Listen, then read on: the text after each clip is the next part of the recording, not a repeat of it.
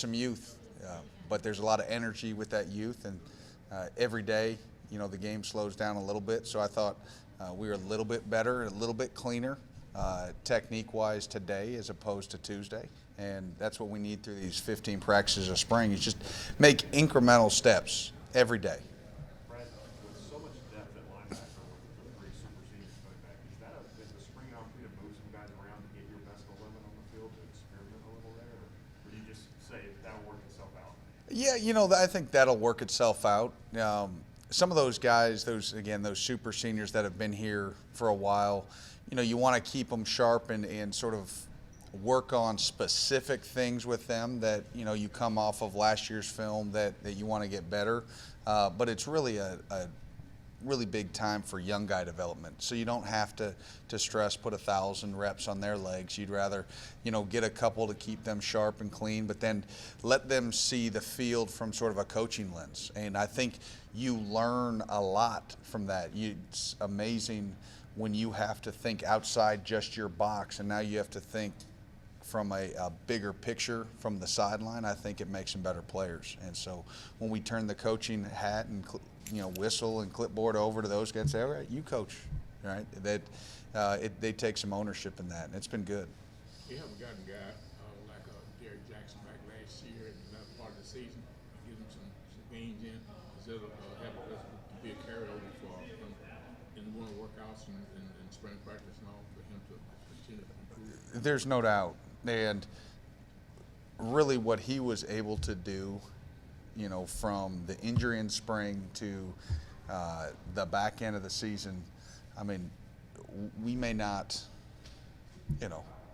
we needed him desperately, in those last two games against Louisville and Iowa.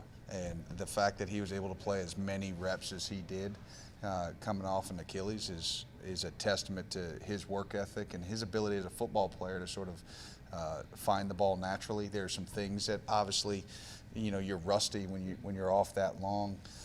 Now he's able to basically start with a head start coming into spring, and no, he's going to be a big part of this defense. Jordan and JJ, how are they progressing? How big will it be to kind of have both those guys together and help them? You felt the difference when the both of them were on the field together. It's a huge.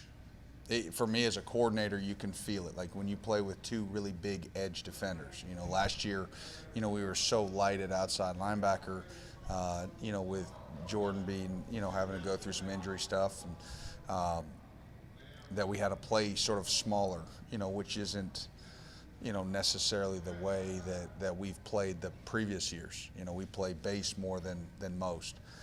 So to have those two, it's a big difference for us, and excited to obviously get Jordan back for that super senior year. And then, you get Square and Jaquez in that mix. You mentioned three super senior linebackers at that level. JJ's like a senior. When you think about how long he's been in this program with a COVID year and all that, it's, we got a chance to be really good at that level, but we got to stay healthy and we have to continue to develop.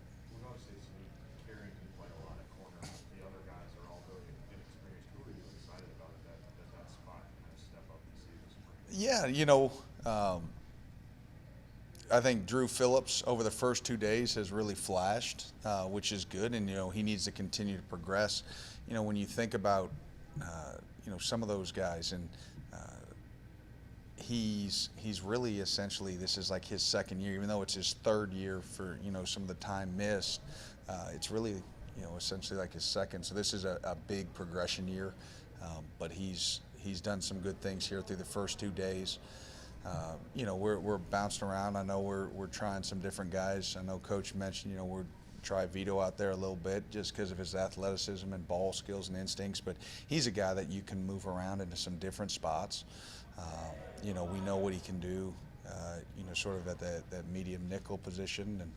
And again, that's, you had mentioned before, spring is a time to experiment with a few different sort of unique combinations, different positions. What you don't want to do is just say, I'm just going to willy-nilly do some, and all it does is clog their mind with a whole new position. And you can't bounce guys to 2 or 3 or 4 because unless they've been old guy in the system that understand the entire scheme, all you're going to do is confuse them and slow them down. So, there's a little bit of an art to that too. But no, I think our guys are doing well. I've been pleasantly surprised. Obviously, losing Josh, losing Marquand, younger. You think about I think the oldest guy up front there in the D line is that class with Justin and Josiah, and they're really essentially sophomores, going into their third year in the program. That's the oldest you have up there. So a lot of youth, but there's some talent, and they're playing with a lot of energy so far. And Coach Stewart does a great job technique-wise with those guys. Those two guys you mentioned, Bully and Josh, a lot of presence to them that you lose, both vocally and in Josh, a lot of ways intangible. How do you fill that void with those guys? Who has to step up to kind of be? Yeah, I think they're going to do it sort of collectively as a group. I don't know if there's necessarily one person that's going to do. I think they're all in that room and to hold themselves accountable. I think having such strong leadership at the linebacker level, you sort of, instead of making it sort of separate position groups, it's sort of a front seven. And they're going to feed off of Square and Jaquez and Jordan Wright and J.J. Weaver, guys that have been around it, and so they're sort of surrounded in that umbrella, of leadership right there. But you've got guys in that room. You've got Ox and you've got Trey, and we're going to push, Justin and Josiah and some of those guys that have been around the longest.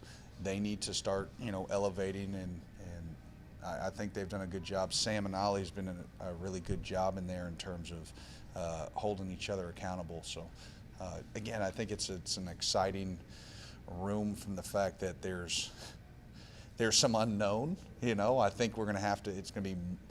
It's less reliant on a single guy or two guys, and it's going to be more of a group effort there. And I think that excites. Hey, listen, we're going to play. I'm not just going to be standing on the side. We're going to rotate guys through, and we're going to be fresh, and we're going to be active, and then we're going to put the next guys in. But they all have to be ready, because you sit there with a bunch of veteran linebackers behind you. They're going to want you in the right spot, and they're going to demand that you end up in the right spot. What do you expect from Henry Young? He didn't play a ton at Ohio State. He's an older guy. He's obviously learning a new system and all that. Yeah, you sort of have to view that as a young guy a little bit, in that he's learning the system, but he's come in with an open mind. He's done well to sort of just fit right into that group, and so I don't ever want to say, hey, I'm expecting big things. I'm expecting big things from all our guys as they develop, but early on, I just want to see him make improvements day by day, and he's shown that. In the way we do things is a little bit different, than some other places, and but he's bought in 100%, and that's all you can ask for. The mid-year guys, what have you seen from them? It's fast. It's fast for them. These first 2 days, it's not high school, and it's the SEC. So, but I've been, they're competing, they're trying. You can obviously see that they're swimming a lot. You have to do a lot of coaching, pre-snap with them and as much as you can. But what you kind of want to do is you want to help them pre-snap, and then you just got to let them go. And it's not always going to be clean or right, but I want to see them play fast. I don't want them thinking throughout the downs. So now we're a long way away from seeing if those guys are ready. Brad, how's the relationship been with Mike? Obviously, that's a guy that's had a ton of experience. Yeah, it's great. I mean, you get he's come in again, with a ton of experience. Now, obviously, our system and our terminology, just like any other time you have a job transition, there's just some terminology that you have to work through. But he's been it's been smooth in that regard. He's been great to work with. Really good in the staff room. And, I think at the end of the day, Coach, with all his hires that he makes, it's about finding the right fit and people that come in and understand the way we do things and buying into the way we do things. And, Mike, no different. He's done a great job, and I don't think we're going to see any kind of step back, regression, whatnot. So, and obviously he brings a lot of good ideas from different places that he's been. So, we're always looking to push the envelope and progress. We are what we are, from a base standpoint. But if you stay stagnant too long, teams will pick you apart. So every year we try to, sort of reinvent ourselves a little bit, whilst try to stay into to our core. Marty, JJ, we talked last year about even though he was productive, he wasn't really 100% coming back off the injury. Can you already tell the value of You that? can, yes, 100%. You can see that he is, the confidence level right now is sky high with him, and he's playing. He's playing fast. He's talking. When the ones run out, in the past he would sort of defer to the older guys. Now he's out there and he's the one, I say hyping him up. But the nice thing is our old guys, they're pretty juiced to start, but you can vocally hear him, which is a great sign. And he's coaching the young guys. He's coaching, those next guys that come in. He stands right on the sideline. I was joking with him after practice one. I said, "Hey, look, we're playing with 12 on the field," because he was on the tick marks on the sideline trying to coach up a young Jack. So he's very involved, and I'm looking forward to a really big season from him. The nose is so important to what you guys do. Can you talk a little bit about those guys who will be competing in there and what they need to do? Yeah, so you've got Justin, you got Josiah, and you got Jamarius, Dinkins in there, and all three of them sort of provide.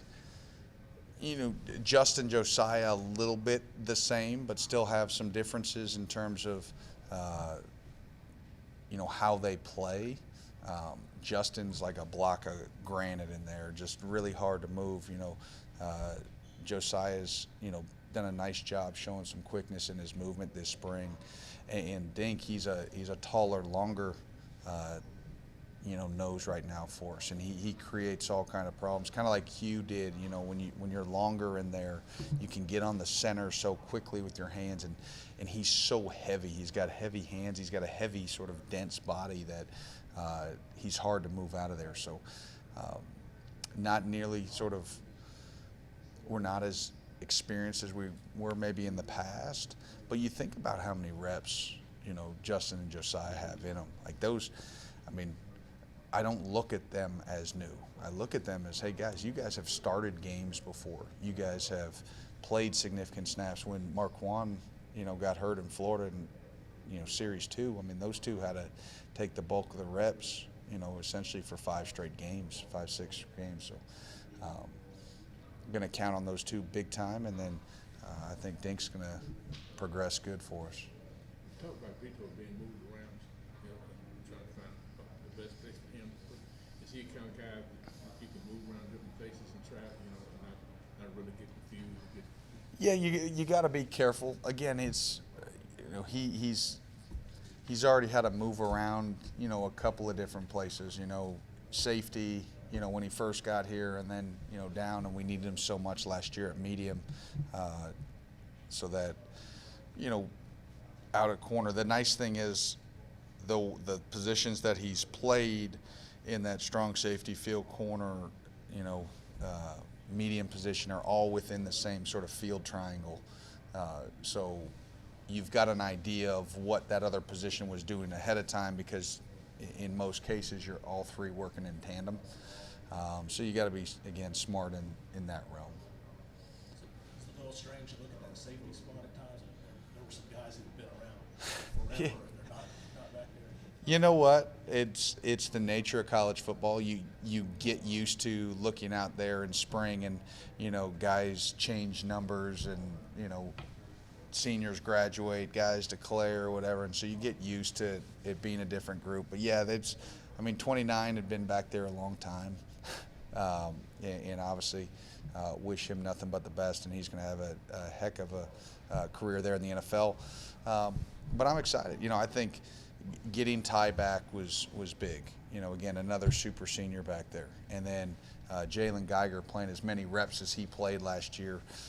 I think he's sort of brimming with confidence, which is good. Like he needed to, and he's starting to find his voice. That's a big challenge for him. Is, hey, be loud. You know, Yusuf for 3 years was sort of the ultimate verbal communicator in the back half, and now we have to find sort of a new mouthpiece, and those guys have to step up. Obviously, you know, Ty, you know, has been around, so he knows, you know, which checks to make and all, but we need both those sides. All right, folks, thank you very much. Thank you. Appreciate it, Brad.